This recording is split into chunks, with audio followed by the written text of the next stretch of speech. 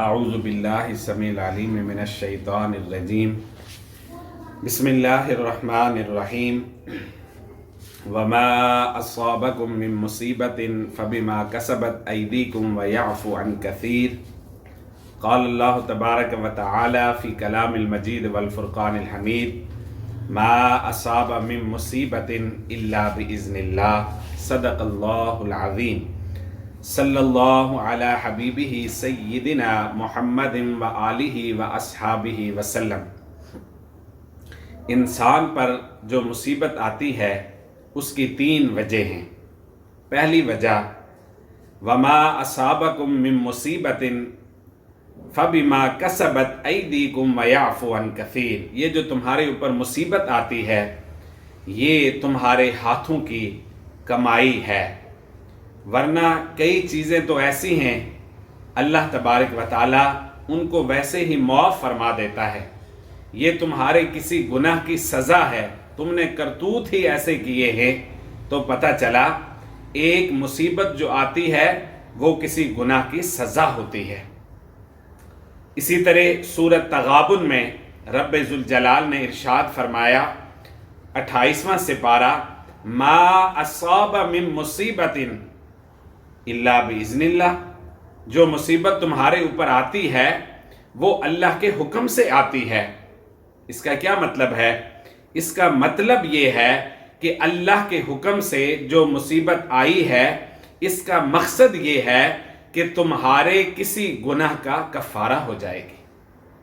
سبحان اللہ، وہ حدیث شریف آپ نے سن رکھی ہوگی اکثر ناظرین نے کہ اگر کسی مومن کو کانٹا بھی چبھ جائے تو کانٹا چبھنے سے جو اس کو تکلیف ہوتی ہے اس تکلیف کی وجہ سے اللہ اس کے گناہوں کا کفارہ کر دیتا ہے۔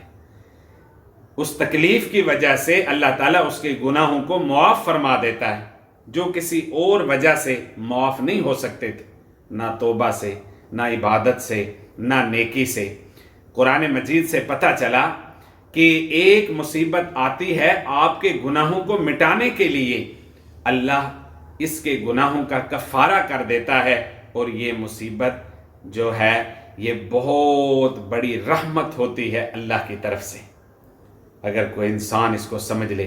پھر تیسری وجہ یہ سن کر آپ حیران ہو جائیں گے، یہ بڑی عجیب وجہ ہے، آپ کے علم میں اضافے کا باعث بنے گی۔ اللہ تبارک و تعالی جب کسی بندے کے لیے کوئی اعلیٰ مرتبہ اس نے مقرر کیا ہوتا ہے تو کیا مطلب اس کا؟ اللہ تعالیٰ اپنے بندے کو کوئی اعلیٰ مقام دینا چاہتا ہے۔ جب اللہ تعالیٰ کسی بندے کو کوئی اونچا مقام عطا کرنا چاہتا ہے تو اسے معلوم ہے کہ بندہ کسی اپنے عمل کی وجہ سے اس مقام کو حاصل نہیں کر سکتا، اس مقام تک وہ بندہ کسی اپنے عمل کی وجہ سے نہیں پہنچ سکتا، تو اب کیا ہوگا؟ اللہ تعالیٰ اسے کسی بیماری میں مبتلا کر دیتا ہے، کسی تکلیف میں اس کو، کسی مصیبت میں اس کو مبتلا کر دیتا ہے کہ اپنے عمل کی وجہ سے اعلیٰ مقام تک تو نہیں پہنچ سکتا۔ اللہ اسے کسی مصیبت میں جب مبتلا کر دیتا ہے اس مصیبت کی وجہ سے وہ بندہ اعلیٰ مقام تک پہنچ جاتا ہے۔ اللہ اکبر۔ اسی طرح بخاری شریف کی حدیث ہے کہ جس شخص کے ساتھ اللہ بہتری چاہتا ہے تو اس کو مصیبت میں مبتلا کر دیتا ہے۔ اگر یہ انسان کو بات سمجھ آ جائے تو اس کے لیے صبر کرنا پھر آسان ہو جائے گا کہ اللہ تبارک و تعالی اس کو مصیبت میں کیوں مبتلا کرتا ہے۔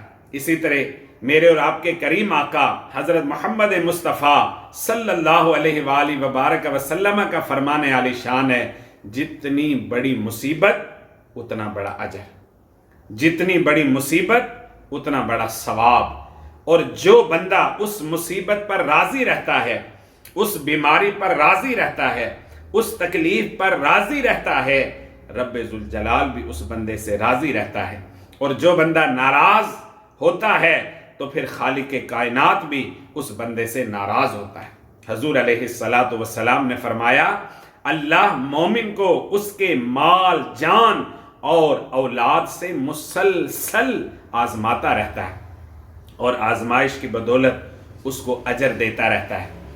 حتیٰ کہ جب اللہ کے پاس پہنچ جاتا ہے تو اس کے ذمے کوئی گناہ بچتا ہی نہیں ہے، سب آزمائش میں دھل جاتے ہیں۔ اللہ، حضور علیہ السلام نے فرمایا جب انسان بخار میں مبتلا ہوتا ہے اس کی مثال ایسی ہے، آپ ایک جھاڑی کے پاس گئے، اس کو ہلایا، اس کے پتے گرنے لگے، سوکھا جھاڑ تھا، فرمایا ایسے ہی گناہ جڑتے ہیں اس شخص کے جو بخار میں مبتلا ہوتا ہے، اللہ اس کے گناہوں کو اس سے دور کر دیتا ہے۔ میرے پیارے ناظرین، یہ خوبصورت گفتگو قرآن و حدیث کی روشنی میں لے کر آپ کی خدمت میں حاضر ہوا۔ اللہ تبارک و تعالی ہمیں سمجھ عطا فرمائے، قرآن کا فہم عطا فرمائے، رسول پاک صلی اللہ تعالی علیہ وآلہ وبارک وسلم کے جو فرمودات ہیں ان کو سامنے رکھتے ہوئے ہمیں اپنی زندگیاں بسر کرنے کی توفیق عطا فرمائے۔ یہ جو مصیبتیں ہیں، یہ جو تکلیفیں ہیں، یہ جو بیماریاں ہیں، یہ آتی ہیں بندے کو اونچا کرنے کے لیے، اس لیے ہمیں زندگی میں صبر کا دامن نہیں چھوڑنا چاہیے، پریشان نہیں ہونا چاہیے۔